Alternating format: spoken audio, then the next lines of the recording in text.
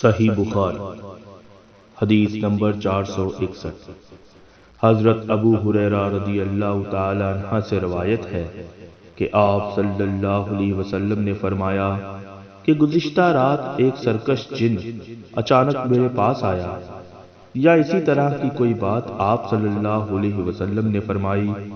وہ میری نماز میں خلل ڈالنا چاہتا تھا، لیکن اللہ تبارک و تعالی نے مجھے اس پر قابو دے دیا، اور میں نے سوچا کہ مسجد کے کسی ستون کے ساتھ اسے باندھ دوں تاکہ صبح کو تم سب بھی اسے دیکھو۔ پھر مجھے اپنے بھائی سلیمان کی یہ دعا یاد آ گئی جو سورہ سعد میں ہے، اے میرے رب، مجھے ایسا ملک عطا کرنا جو میرے بعد کسی کو حاصل نہ ہو۔ راوی حدیث روح نے بیان کیا کہ نبی کریم صلی اللہ علیہ وسلم نے اس شیطان کو ذلیل کر کے دھتکار دیا۔